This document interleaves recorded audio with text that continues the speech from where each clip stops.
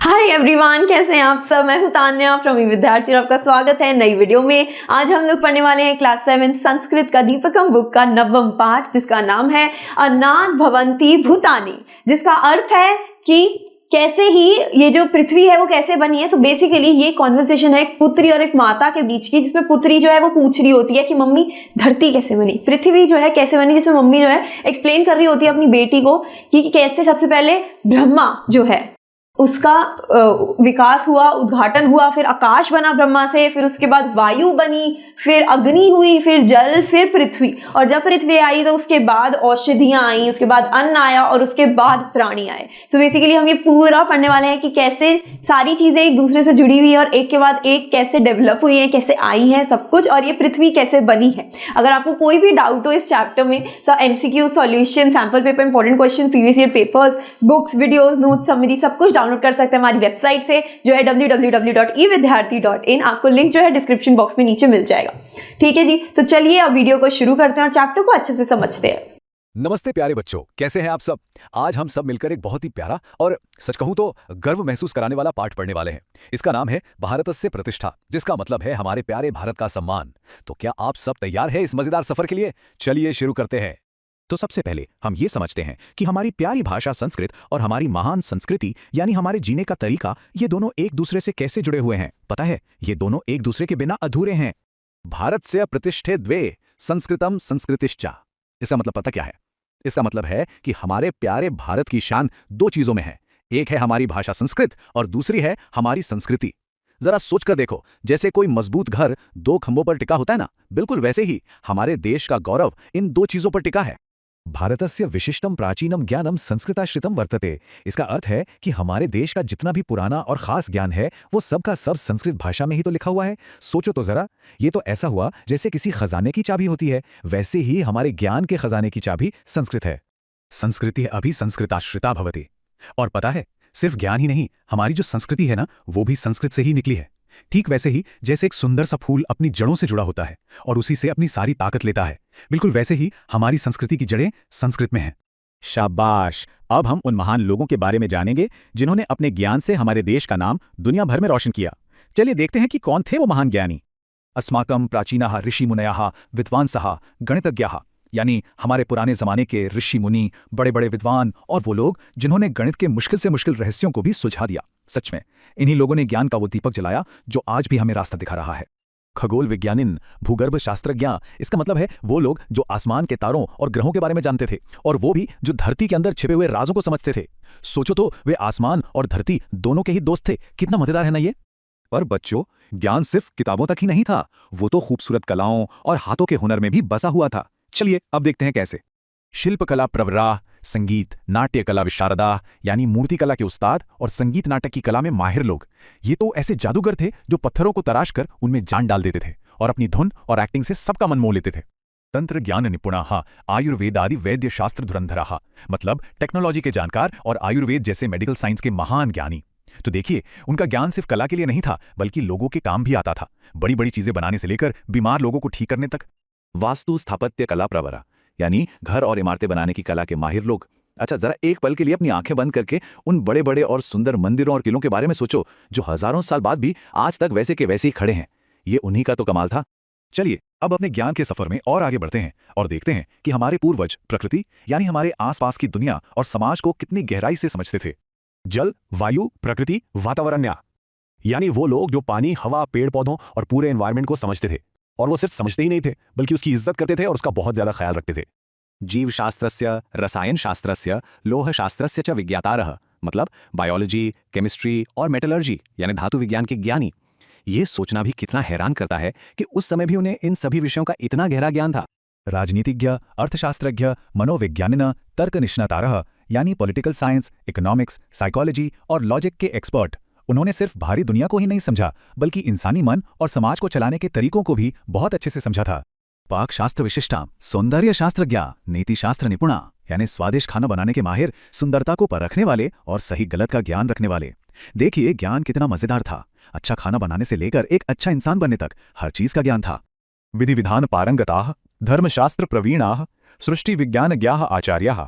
इसका मतलब हुआ कानून के जानकार, धर्म के ग्रंथों को गहराई से समझने वाले और इस पूरी दुनिया के बनने के विज्ञान को जानने वाले महान महान गुरु।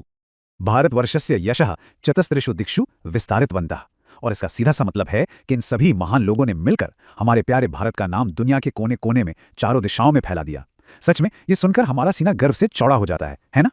पर एक सवाल है, क्या ये सारा ज्ञान सिर्फ पुरानी किताबों में ही बंद हो गया है या आज भी हमारे कुछ काम आ रहा है? चलिए इसका पता लगाते हैं। अधुना अपि संस्कृत ग्रंथान आश्रित्य अनेके जनाः वैज्ञानिकः शोधं कुर्वन्तः सन्ति। इसका अर्थ है कि आज भी हमारे साइंटिस्ट संस्कृत की पुरानी किताबों को पढ़कर नई नई खोज कर रहे हैं, रिसर्च कर रहे हैं। है ना कमाल की बात कि हजारों साल पुरानी बातें आज भी हमें आगे बढ़ने का रास्ता दिखा रही हैं।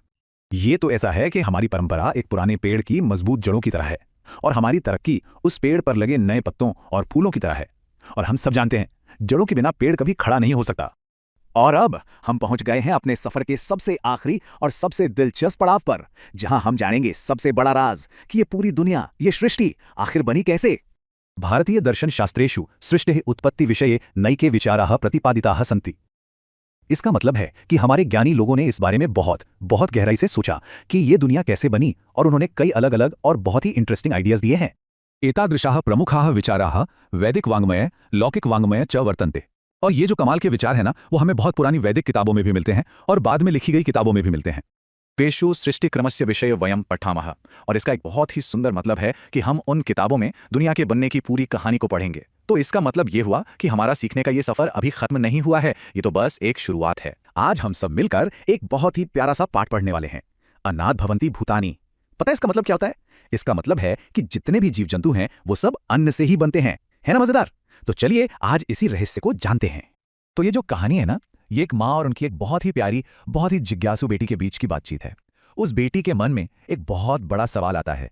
तो बेटी अपनी माँ से पूछती है, सुनिए ध्यान से, अम्ब मम काचित जिज्ञासा अस्ति वयम मनुष्याः प्राणिनः कीटाः च कथम भूलोके आगताः। इसका मतलब है, माँ मेरे मन में ना एक बात जानने की इच्छा है। हम सब इंसान, ये जानवर और ये छोटे छोटे कीड़े मकोड़े, हम सब इस धरती पर आए कैसे? अरे वाह, कितना सुंदर और कितना बड़ा सवाल पूछा है बेटी ने। तो माँ बड़े प्यार से जवाब देती हैं, वत्से तदर्थम भवती प्रथमम पृथ्व्याः उत्पत्ति क्रमम जानियात। इसका मतलब हुआ, मेरी प्यारी बेटी, इस सवाल का जवाब जानने के लिए ना सबसे पहले तुम्हें यह समझना होगा कि हमारी ये जो पृथ्वी है ये बनी कैसे, इसका पूरा क्रम क्या था। देखिए, बड़े सवालों के जवाब अक्सर शुरुआत से ही मिलते हैं। बेटी की आंखों में चमक आ जाती है और वो कहती है, अहो रोचकम स्यात् कृपया श्रावयतु। यानी अरे वाह, ये तो सुनने में बहुत ही मजेदार लगेगा, प्लीज मुझे सुनाइए। देखा, सीखने के लिए कितनी उत्सुकता है उसके मन में, यही तो चाहिए। तो बस अब माँ सृष्टि के बनने का वो गहरा रहस्य बताना शुरू करती हैं। चलिए हम सब भी ध्यान से सुनते हैं कि आखिर सबसे पहले क्या बना।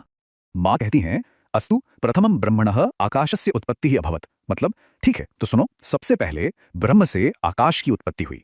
जरा सोचिए, सबसे पहले इस पूरी दुनिया में सिर्फ और सिर्फ खाली जगह बनी, जिसे हम स्पेस कहते हैं। कितना अद्भुत है। पर बेटी बहुत होशियार है, वो तुरंत पूछ लेती है, ब्रह्म इत्युक्ते किम अम्ब? यानी माँ आपने ये जो ब्रह्म शब्द बोला, इसका मतलब क्या है? ये हुई ना बात। जब भी कोई नया शब्द या कोई बात समझ ना आए तो उसका मतलब हमेशा पूछ लेना चाहिए। बहुत अच्छा सवाल। तब माँ समझाती हैं, ब्रह्म चेतना शक्ति ही ऊर्जा वा या सर्वत्र व्याप्ता अस्ति। यानी ब्रह्म एक ऐसी चेतना वाली शक्ति, एक ऐसी एनर्जी है जो हर जगह है, हर कण कण में है। ठीक वैसे ही जैसे आकाश हर जगह फैला हुआ है ना? अब तो बेटी की जिज्ञासा और भी बढ़ गई। वो जल्दी से पूछती है, अनंतरम मतलब अच्छा और फिर उसके बाद क्या हुआ? माँ आगे बताती हैं, आकाशात वायु उत्पन्ना। इसका मतलब है उस आकाश से वायु यानी कि हवा पैदा हुई। सोचकर देखिए जरा, पहले सिर्फ खाली जगह थी और अब उस खाली जगह में हवा बहने लगी।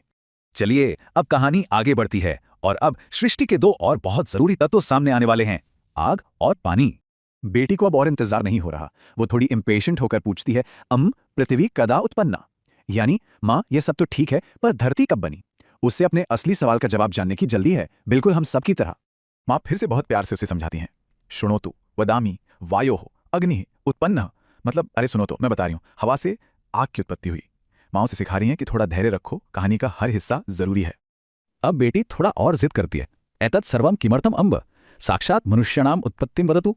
वो कह रही है, माँ ये सब क्यों बता रही हो, मुझे सीधे सीधे ये बताओ ना कि हम इंसान कैसे बने।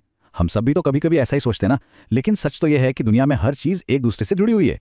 अब माँ एक ऐसा सवाल पूछती हैं जो बेटी को सोचने पर मजबूर कर देता है। वो कहती हैं, अयि वत्से एतत् सर्वम नास्ति चेत कथम मनुष्यः प्राणिना वा जीवेयुः। इसका मतलब है, मेरी प्यारी बच्ची, जरा सोचो, अगर ये सब यानी आकाश, हवा, आग, ये सब होता ही नहीं तो क्या हम इंसान या कोई भी जानवर जिंदा रह पाते? ये कितनी गहरी बात है। हमारा जीवन इन्हीं सब चीजों पर तो टिका है। तो चलिए एक बार जल्दी से दोहरा लेते हैं कि हमने अब तक क्या सीखा। सबसे पहले ब्रह्म, ब्रह्म से बना आकाश, आकाश से बनी वायु और वायु से बनी अग्नि। याद रहेगा ना? तो चलिए अब कहानी के उस हिस्से में चलते हैं जिसका हम सबको इंतजार था, वो हिस्सा जहां हमारी प्यारी धरती माँ का जन्म होता है। देखते हैं ये कैसे हुआ। अब लगता है बेटी को क्रम समझ में आ गया है। वो बिल्कुल सही सवाल पूछती है, तारहे अग्नेः कस्य उत्पत्तिः अभवत्, यानी अच्छा तो फिर आग से किस चीज की उत्पत्ति हुई? बहुत अच्छा। माँ जवाब देती हैं, अग्नेः जलस्य उत्पत्तिः अभवत्, मतलब आग से जल यानी पानी की उत्पत्ति हुई। है ना ये कमाल की बात जो हमारे पुराने ग्रंथों में लिखी है, आग से पानी। अब बेटी अपना अंदाजा लगाती है। वो कहती है, जलात् मनुष्यस्योत्पत्त्यः खलु, मतलब अच्छा तो फिर पक्का पानी से ही इंसान बने होंगे, है ना? देखिए अंदाजा लगाना कितना अच्छा होता है। भले ही जवाब गलत हो, कोशिश करना ही सीखने का पहला कदम है। माँ उसकी गलती सुधारती हैं। नैव वत्से जलात् पृथिव्याः उत्पत्तिः अभवत्, इसका मतलब है, नहीं मेरी बच्ची, पानी से पृथ्वी की उत्पत्ति हुई। वाह, तो ये था कहानी का सबसे बड़ा मोड़। आखिरकार हमारा घर, हमारी धरती बन चुकी थी। ठीक है, तो धरती तो बन गई, पर इस पर जीवन कैसे आया? अब हम कहानी के आखिरी और सबसे जरूरी हिस्से की तरफ बढ़ रहे हैं, जो धरती को जीवन से जोड़ेगा। बेटी को अपनी बात याद आती है और वो कहती है, अहो सत्यम अहम विस्मृतवती एव, यानी अरे हाँ ये तो मैं भूल ही गई थी। और फिर वो एक और अंदाजा लगाती है, पृथिव्याः तु प्राणिनः मनुष्याश्च उत्पन्नाः, मतलब तो फिर जरूर धरती से ही सीधे जानवर और इंसान बन गए होंगे। माँ फिर से उससे बहुत प्यार से सही करती हैं, नहीं नहीं, पृथ्व्या औषधीनाम सस्यानाम वृक्षादीनाम च उत्पत्ति ही अभवत्। इसका मतलब हुआ, नहीं नहीं बेटा, धरती से सीधे जीव नहीं बने, धरती से पहले जड़ी बूटियां, फसलें और ये सारे पेड़ पौधे उगे। ये एक बहुत ही जरूरी बात है, इनके बिना तो जीवन हो ही नहीं सकता। माँ आगे बताती हैं, सस्यभ्यः आहारस्य उत्पत्ति ही अभवत्, यानी इन्हीं फसलों से आहार मतलब भोजन यानी अन्न पैदा हुआ। देखा, हमारी धरती माँ और हमारे खाने के बीच कितना गहरा और सीधा रिश्ता है। और बस अब बेटी के समझ में सारी बात आ गई। वो एकदम खुशी से चमकते हुए कहती है, आम आहारस्य उत्पत्ते परम भूमो सर्वमपि आगतम एव, आहारात कीटाः प्राणिनः मनुष्या उत्पन्ना खलु आम, मतलब हाँ अब मैं समझी, भोजन बनने के बाद ही धरती पर सब आए और उसी भोजन से कीड़े, जानवर और हम इंसान बने, है ना माँ? यही तो है वो यूरेका वाला मोमेंट, जब पहली के सारे टुकड़े जुड़ जाते हैं। माँ को अपनी बेटी पर बहुत गर्व होता है। वो खुश होकर कहती हैं, अहो मम पुत्री बहु चतुरा अस्ति सत्यम उक्तवती भवती। इसका मतलब है, अरे वाह मेरी बेटी तो बहुत ही समझदार है, तुमने बिल्कुल सही बात कही। सच में जब कोई मुश्किल बात समझ में आ जाती है ना तो बहुत खुशी मिलती है। तो जीवन का पूरा क्रम क्या बना? सबसे पहले धरती, धरती से उगे पेड़ पौधे, पेड़ पौधों से मिला अन्न और अन्न से ही बने हम सब जीव जंतु। बस यही तो है इस पूरे पाठ का सार। पर रुकिए, कहानी खत्म नहीं हुई, एक बहुत बड़ा सवाल अभी भी बाकी है। ये सारी बातें माँ को कैसे पता चलीं? चलिए अब इस ज्ञान के असली सोर्स, असली स्रोत के बारे में जानते हैं। बेटी भी यही सोच रही है। वो आखिर में सबसे जरूरी सवाल पूछती है, भवती एतत् सर्वम कथम जानाति? इसका मतलब है, माँ आपको ये सब कैसे पता है? ये जानना बहुत जरूरी होता है कि जो ज्ञान हमें मिल रहा है वो आ कहां से रहा है। और माँ का जवाब बहुत ही सुंदर है। वो कहती हैं, अहम आधुनिकम रसायन शास्त्रम उपनिषद ग्रंथान च पठितवती, यानी मैंने आज की मॉडर्न केमिस्ट्री भी पढ़ी है और हमारे पुराने उपनिषद ग्रंथ भी पढ़े हैं। कितनी खूबसूरत बात है ना, आज के विज्ञान को पुराने ज्ञान के साथ मिलाकर समझना। माँ की बात सुनकर बेटी बहुत इंस्पायर हो जाती है। वो उत्साह से कहती है, अहो अहम अपि उपनिषदम पठामा अपि, यानी अरे वाह तो फिर मैं भी उपनिषद पढ़ूंगी माँ। देखा आपने, ज्ञान की एक नई दुनिया का दरवाजा उसके लिए खुल गया है। माँ आखिर में सलाह देती हैं कि हम सबको उपनिषद ग्रंथ जरूर पढ़ने चाहिए। क्यों? क्योंकि भारत का जो असली, जो मौलिक ज्ञान है ना, वो उन्हीं में छुपा है। और इस पुराने ज्ञान के खजाने को खोजकर हम सब भी अपने जीवन को और भी सुंदर और बेहतर बना सकते हैं। उम्मीद करती हूँ आपको ये चैप्टर अच्छे से समझ आ गया हो, और अगर आ गया हो तो do like, share and subscribe and keep following us, keep watching us for more such videos. Bye guys.